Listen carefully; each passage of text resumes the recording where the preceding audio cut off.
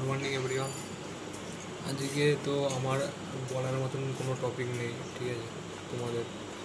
তো আমার যে টপিকটা নিয়ে বলার ইচ্ছা সেটা হচ্ছে যে আমি নিজে মানে এমন একটা পরিস্থিতির মধ্যে আছি, সেটা হচ্ছে যে মানে আগে আমি এরকম ছিলাম না, ঠিক আছে। কিছু প্রায় 2019-এর পর থেকে আমি কমপ্লিটলি বদলে গেছি, ঠিক আছে। মানে আমি নিজের উপর এতটা বেশি ডাউট চালু হয় 2019-এর পর থেকে, ঠিক আছে, যে মানে আমি নিজেকে খুঁজে পাই না, ঠিক আছে। মানে আগে আমি যেরকম ছিলাম 2019-এর আগে, কমপ্লিটলিভাবে যখন 2019টা পরে আমি নিজেকেই চিনতে পারি না, এমন হয়ে যায়, ঠিক আছে। নিজের উপর অনেক ধরনের ডাউট আসে, ঠিক আছে। মানে ছোটো ছোটো জিনিসের উপর ডাউট আসে, ওভার থিঙ্কিং হয়, সবাই আমাকে নিয়ে ভাবছে, এই ধরনের একটা চিন্তা ভাবনা থাকতো, ঠিক আছে। কারণটা আমি জানি, ঠিক আছে, কেন থাকতো। কারণ 2019-এর আগে মানে যখন আমি 10-এ পড়ি, ঠিক আছে, 2018-তে যখন ভর্তি হই, ঠিক আছে, তখন তো সেরকম কিছুই ছিল না। কিছুদিন পর যাওয়ার পর মানে জুন জুলাই এর পর, ঠিক আছে, একটা ঘটনা ঘটে যেটা আমার লাইফের এখনও সবচেয়ে খারাপ ঘটনা বলতে পারো, যেটা থেকে আমি এখনও অবধি পুরোপুরিভাবে উঠতে পারিনি, ঠিক আছে।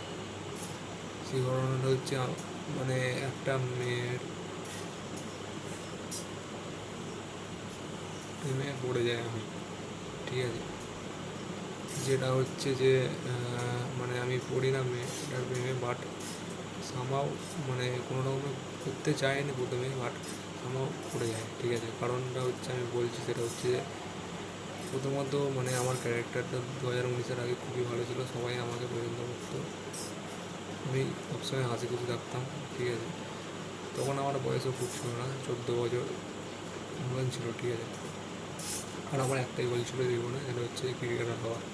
তাছাড়া আমি আর কিছু চিনতাম না ক্রিকেট ছাড়া। মানে মেয়েদের সাথে আড্ডা মারা, গল্প করা, এইসব আমার অতটা মানে ইচ্ছাও ছিল না, ঠিক আছে।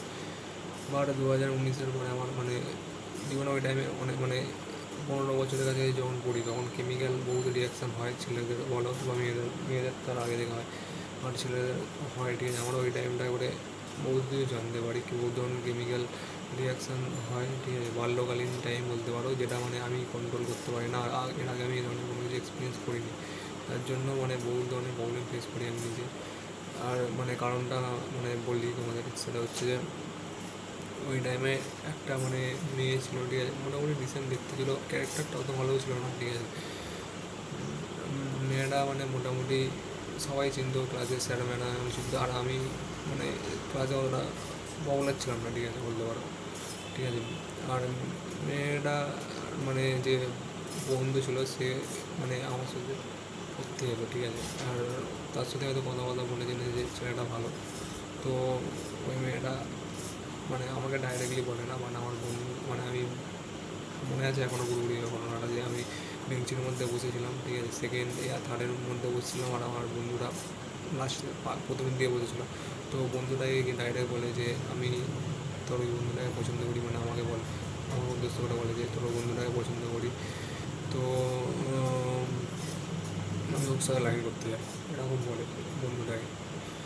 আর তারপরে তো মানে আমিও কতটা শুনতে পাই, ঠিক আছে। আমার মানে অতটা প্রথমে মানে বিশ্বাস হলো না, তারপরে মেয়েটা যাওয়ার পরে আমি বন্ধুটা ইয়ে করি, বললো হ্যাঁ এটাই।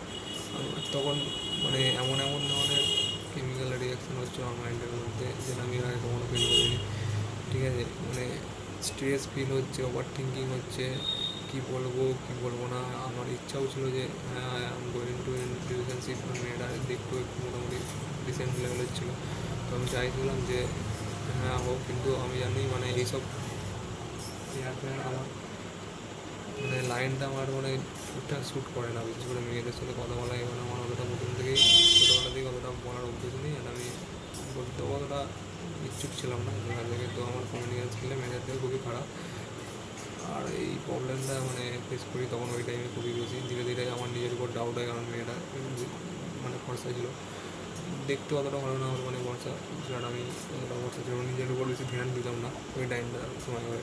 আমি মানে কালো টাইপের ছিলাম, মানে এখনও আছি, ঠিক আছে। তো আমি নিজের অতটা কেয়ার করতাম না। তারপরে যখনই বলে তো আমি বললাম আমার মধ্যে কী এমন আছে যে আমি কালো এত ভালো দেখতে, এত সবাই চেনে, তো আমাকে কেন পছন্দ করতে যাবে। আর নিজের উপর একটা ডাউট ক্রিয়েট হয়। এই যে ডাউটটা ক্রিয়েট চালু হলো, এখনও অবধি ডাউটটা আমার লাইফে আছে নিজেকে নিয়ে। আর একটা ডিজায়ারও আছে, একটা গার্লফ্রেন্ড বানানোর, বাট আমি এখন অবধি কোনো গার্লফ্রেন্ড কিছু বানাতে পারি না। ইচ্ছা আছে, কমিউনিকেশন স্কিল আমার এখনও খুবই খারাপ। মেয়েদের সাথে সামনে গেলে বিশাল নার্ভাস ফিল করি, তখনও যেরকম ছিল নার্ভাস ফিল করতাম। আর মেয়েটা অনেক ক্লোজ আসার চেষ্টা করেছিল, যে মেয়েটা জানতো যে আমি মানে মেয়েটাও জানতো যে আমি ওকে পছন্দ করি, আমি গিয়ে বলি, কিন্তু আমার অতটা হিম্মত হয়নি ওই টাইমে, ঠিক আছে।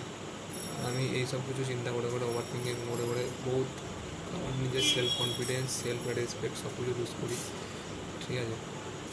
মানে বহুত স্ট্রেস ফিল করতাম, সবসময় কিছু না কিছু মাথায় চলতো, সাই হয়ে গেছিলাম পুরোপুরি, মানে সাই টাইপের হয়ে গেছিলাম, কারোর সাথে ঠিকঠাকভাবে কথা বলতে পারতাম না। যেটা কিছু মাস আগে পর্যন্ত সবার সাথে ভালোভাবে করতো, সবাই বন্ধু ছিল, বহুত বন্ধু ছিল, সবার সাথে মিশতো, সবার সাথে হাসি মজা করতো, ঠিক আছে। সে অজানা সেরকম চেঞ্জেস আছে, আমি নিজেও বিশ্বাস করতে পারি না এই ধরনের চেঞ্জেসকে, মানে কীভাবে ফেস করবো। ওই টাইমটায় খুবই ডিফিকাল্ট টাইম ছিল। আর ওই টাইমে আমার মাধ্যমিক এইচএসের বোর্ডও ছিল, ঠিক আছে।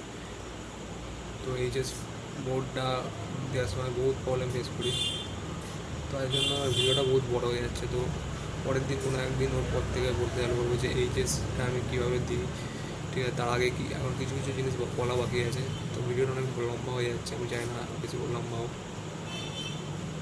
ঠিক আছে। ধীরে ধীরে খারাপের দিকে আমি এগোতে থাকি, ঠিক আছে। আমি যতটা আগে 2018-19 আগে যতটা ভালো ছিলাম সবার কাছে, সবাই মানে হাসি খুশি থাকতাম, বন্ধুত্ব এ করতাম, সেলফ ডাউট কোনো কিছু আমি জানতাম না, মানে নিজেকে অত ধ্যানও দিতাম না। তারপর থেকে ধীরে ধীরে সব কিছু প্রবলেমেটিক চালু হয়, যখন থেকে আমি নিজের উপর ধ্যান দিতে চালু করি, লাইফটা বহু কমপ্লিকেটেড হয়ে যায়, ঠিক আছে। তো এইসব কিছু আমি পুরোটা অনেকটা বড় গল্পটা আমি পরে বলবো, বাট এখন ভিডিওটা বড় হয়ে যাচ্ছে, তো এই জন্য